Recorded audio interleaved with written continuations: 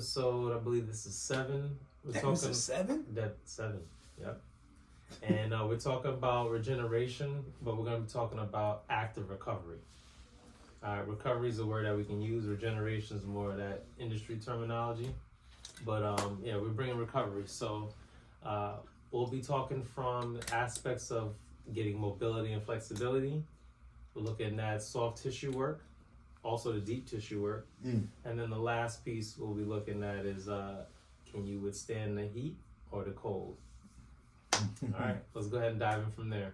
So, Rick, why is it important for people to know, not even just know, but know how to do proper mobility and flexibility movements and have a routine?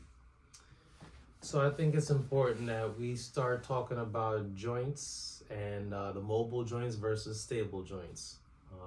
When we consider mobility, we should look at the mobile joints. Makes sense, right? And then for the flexibility, we look at your stable joints. So if we had to just give, A and B, let's say hips would be A and the knee would be the B. And for the hips, we're looking at how do we do different variations for the hips. So the hip can go internal rotation, it can go external rotation. Well, I did it opposite the way just now. So this is external, this is internal.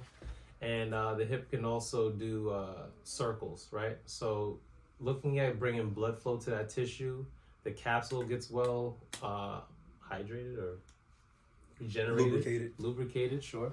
And I think it's also important that when we look at mobility that way, you'll be able to start associate exercises like a groin stretch. So you'll put your leg out to the side. The traditional 90-90 that most coaches put their clients through.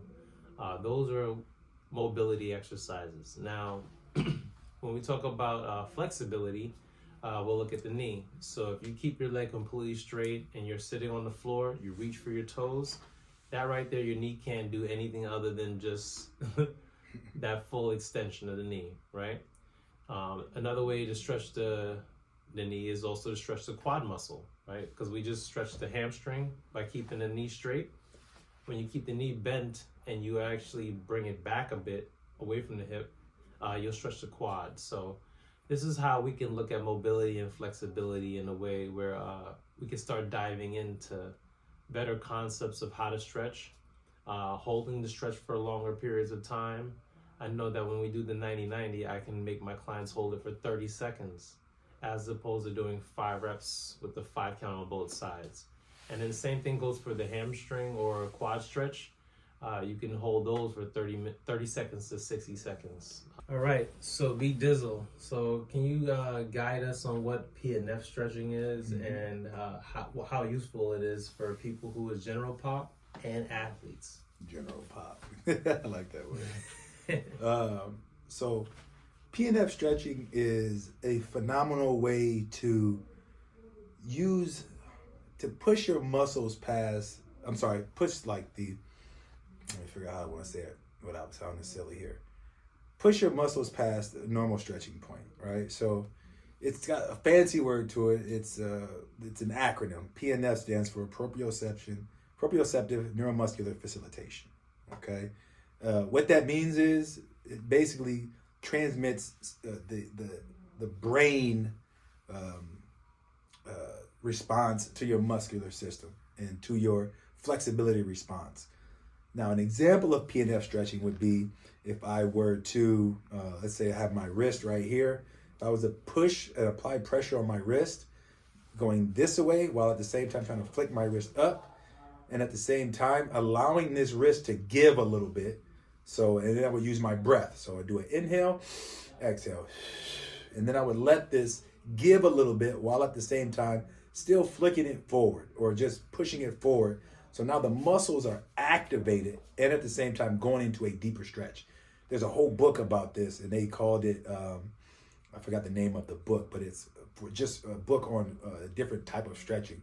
And the whole time they were talking about PNF stretching, but they never said PNF stretching, which was incredible. They just called it regular stretching. They called it resistance stretching, actually. But that's a form of I was about to call it resistance stretching. But that's a form of PNF stretching, and it allows you to go into a depth that you normally wouldn't be able to go to just by standing and reaching or sitting and reaching, because turning on those muscle fibers does something to the muscle that allows it to, in a sense, relax more, which sounds kind of oxymoronic, but it allows it to relax a little more and then goes further into the stretch. And because it turns off some other muscles that may be inhibiting the flexibility.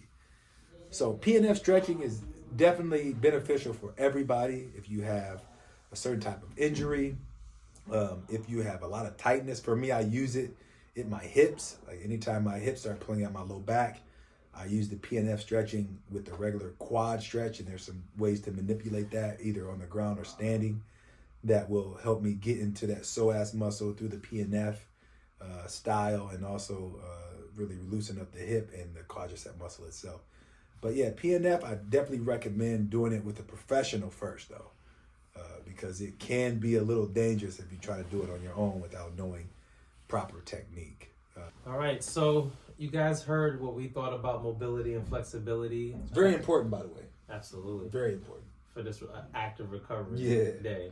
And, B-Dizzle talked about PNF. And just to recapture some more things, what do you think I could have added into the mobility flexibility portion?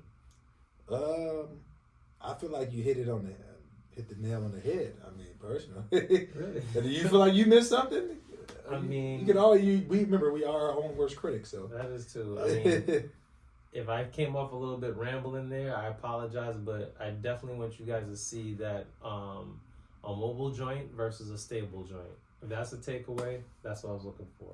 And also, I don't know if you hit on this, but mobility work is very good to do before a workout. Absolutely. And then static stretching is good to do after. So that's that flexibility. Yeah, flexibility. You can also do mobility after as well too. Sure. But mobility, the key to this one is no static stretching before a workout. Please don't, because you will lose out on your strength. Yeah. And you lose out on that power, which you're trying to achieve in that workout. And then for your PNF, I know I missed him. He was itching to say this. Don't come. Y'all see him. But we're talking about the goblet tendon organ here, because that's what he was mentioning about relaxing the muscle. But it's that tendinous organ that's like between the muscle belly and the actual bone. Mm-hmm. And when you get to a certain point, that will like freak out. And then, you sit in that stretch for a little bit longer, or you press. That tells it to relax. And then you're able to stretch a little bit further. That's why you were saying that release. Yeah. Was it release training or? Resistance stretching. Resistance is what stretching. they called it, which is the same thing as PNF stretching. Right. And remember, tendons connect muscle to bone. Mm-hmm. All right, Rick. So, what is SMR, and can you break it down for the everyday people? I can break it down for the everyday people. So SMR stands for self myofascial release. The self means that you gotta do it. The release means that there's tension. And the myofascial, you're looking at myo for muscle, fascial for the fascial system. And what you're trying to do is get to either the soft tissue or the deeper tissue. And a good example is with the quad here. On top of the quad is the rectus femoris, and then underneath that is the vastus intermedius. The rectus femoris is the superficial muscle. The vastus intermedius is the deeper muscle.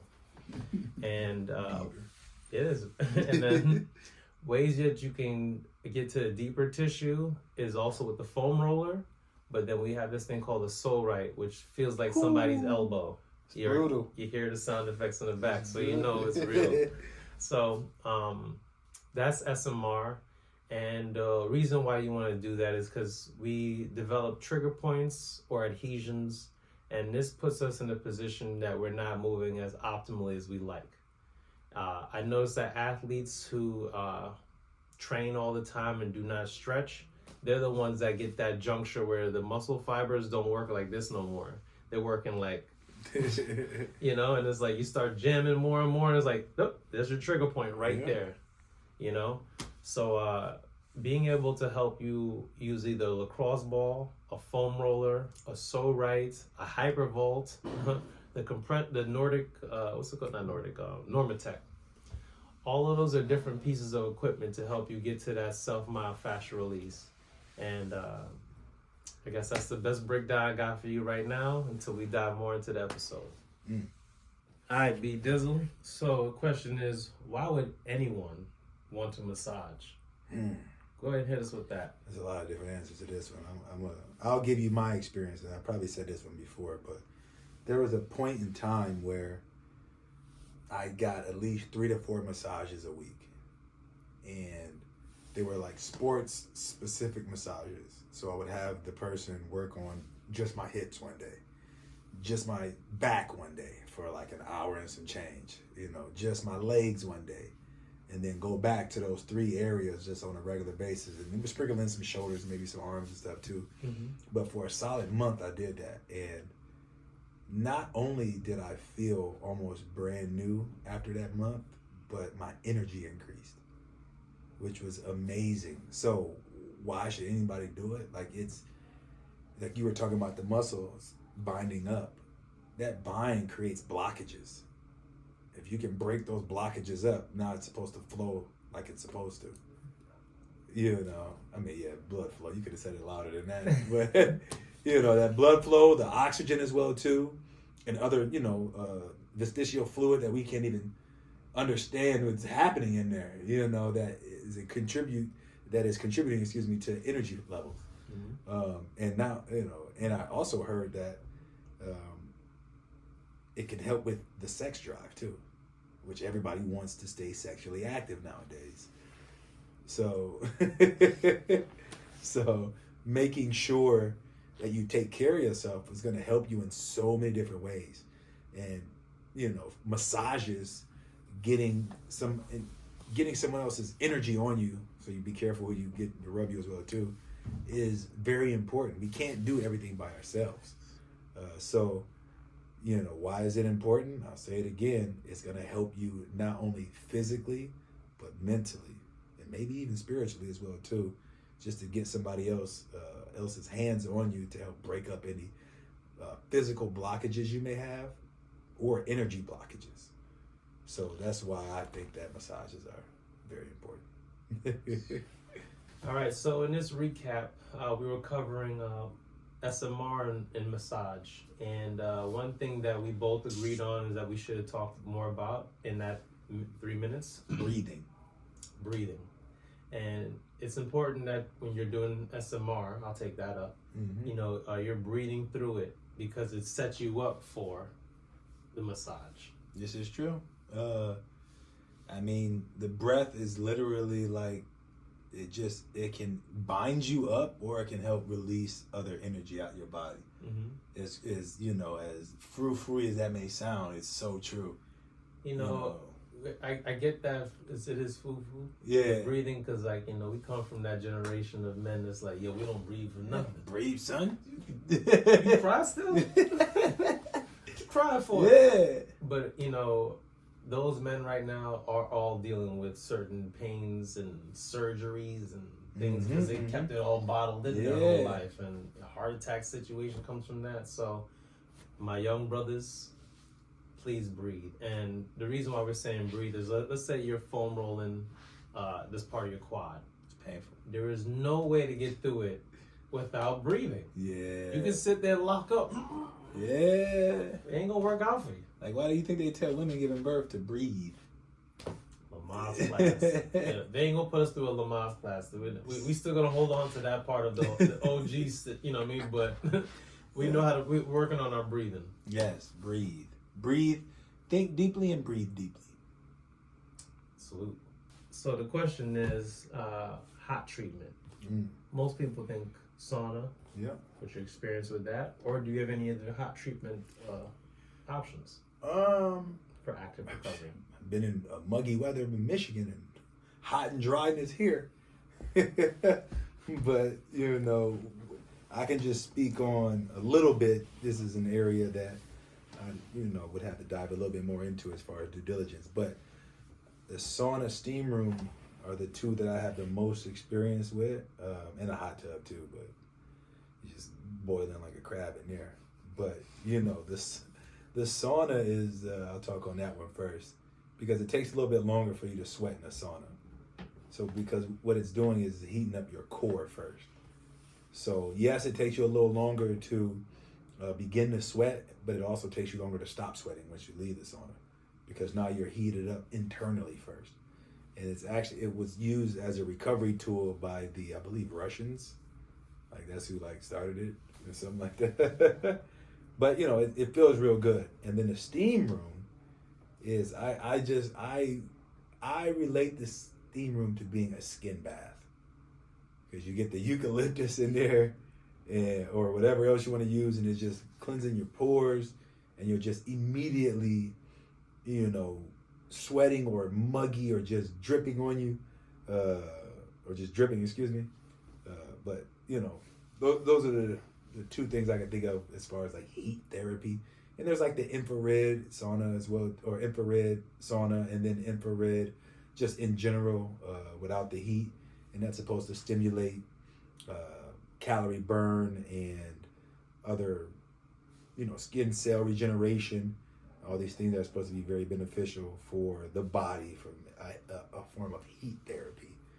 But those are the only ones I have the experience with as far as that, nothing to do with actually can't even think of any other heat form, like a hot towel. Good if you get your beard shaved or something. For me, with the baldy, put that on the noodle. Your boy got the murder one.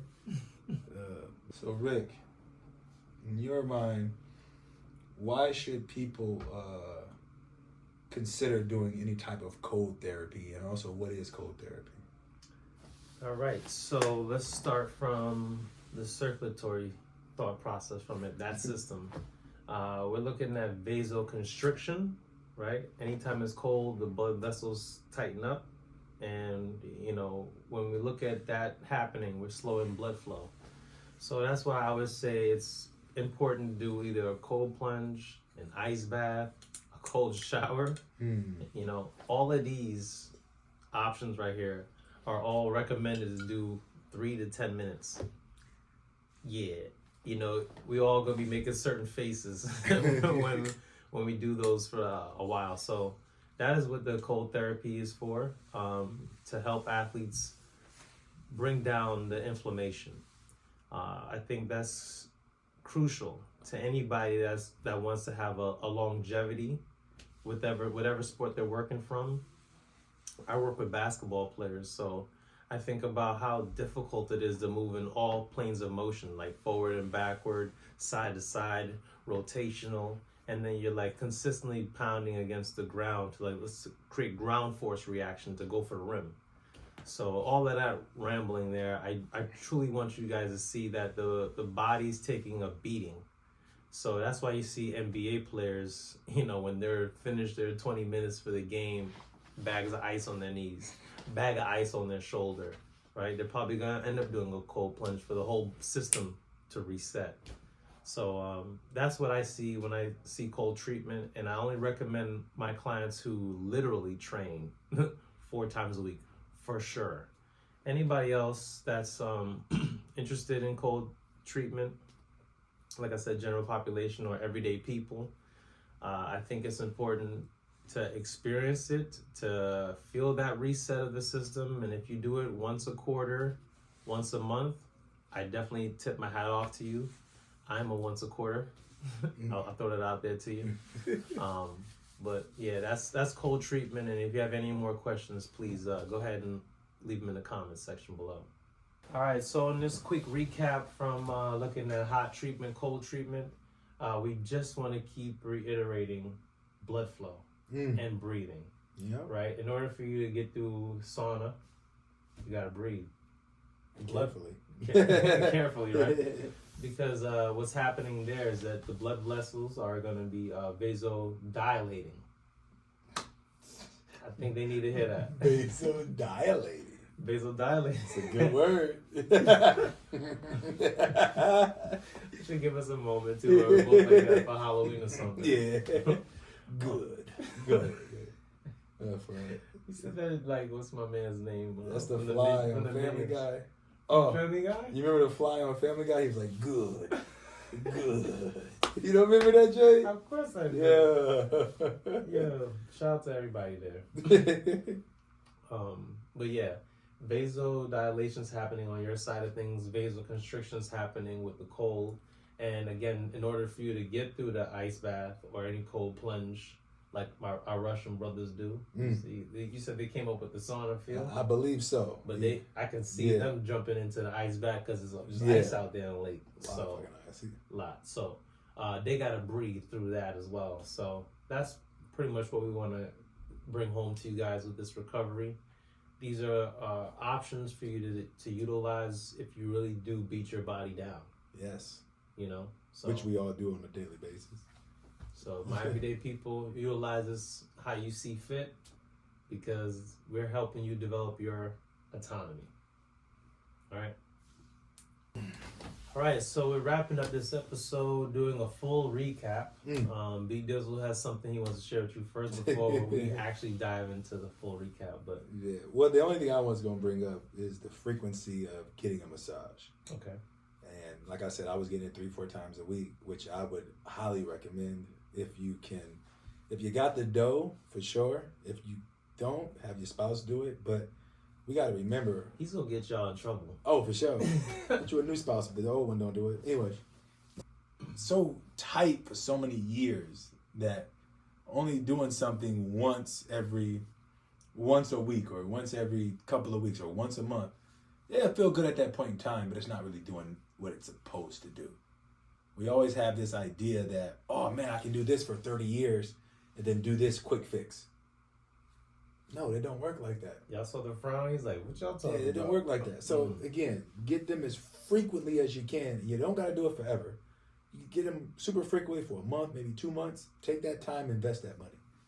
So this way they can gain their mobility. That way they can gain their mobility and gain that energy levels. They can gain all types of control. They can just gain a different feeling. You start feeling more young and vibrant. Because you can go like this, like you see, like I'm kind of showing off to people who don't got the frozen shoulder. Good shoulder, right? Yeah, and I mean, it's phenomenal. It's phenomenal. So, and then with massage, there we also tied in self-myofascial release, basically doing it yourself. Mm-hmm. I think this is the in between work. This is the flossing your teeth. This is the brushing your teeth work. What he mentioned was going to the dentist. Which is fine. Like, you see a dentist however many times you do, but let's say you got a root canal, you got to see him a little bit more. I know, he don't want to talk about that. So, just know that, like, that's another option there, too. Do a majority of the work yourself, and then go to the massage therapist to help you with what you can do. And I tell you, I've done that. Then we've also mentioned about the mobility side of things and flexibility, along with PNF stretching. I pray that you guys utilize sports performance trainers, and he's kind of in and out right now, so we need to hurry up here. Yeah, you good? Bug flew on my ear. My eyebrows up. So with mobility and flexibility, I would just say if you can figure out 10 to 15 minutes to just build on that routine, you'll end up getting to a week. I'll speak for myself on this one. No, I'm at 40 to 60 minutes with my routines when it comes to mobility. Start somewhere, though. Yeah, but start 15 to 20 minutes if you can get that much. And then the last thing we mentioned was the hot treatment and the cold treatment. Just putting all things into perspective, this is a recovery, and we're asking for you to either work on your blood flow or your breathing, or combine them. And with that said, I'm going to let B Dizzle finish the episode here with any quote, anything that comes to mind that you want to leave him with. I hit you with a famous quote. It's not really funny or anything, but it's a good one. Whether you think you can or you think you can't, you're right. I'm not laughing, actually. Believe that. That's 100% true.